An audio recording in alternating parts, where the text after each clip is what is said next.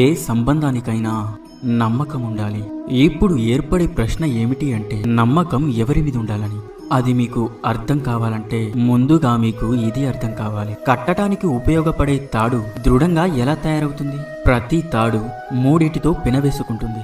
నమ్మకం విషయంలో కూడా అంతే. ఈ విధంగానే నమ్మకం కూడా ఆధారపడి ఉంటుంది. మీరు ఎవరితో నమ్మకం అనే బంధం జోడిస్తారో వాళ్ళకి మీ జీవితంలో 3 విషయాలు తెలిసి ఉండాలి, అర్థం చేసుకోగలగాలి. మొదటిది, మీ నవ్వు వెనుక దాగి ఉన్న మీ బాధ. రెండవది, మీ కోపం వెనుక ఉన్న మీ ప్రేమ. ఇక మూడవది, మీ మౌనం వెనుక దాగి ఉన్న మీ మాటల అగ్నిపర్వతం, మీ నిస్సహాయత. ఎవరికైతే మీ జీవితంలోని ఈ 3 మాటలు, ఈ 3 విషయాలు తెలుస్తాయో, మీరు అలాంటి వారితో బంధాన్ని ఏర్పరచుకున్నట్లయితే మీ జీవితం చాలా అంటే చాలా ఆనందంగా ఉంటుంది. రాధా కృష్ణ.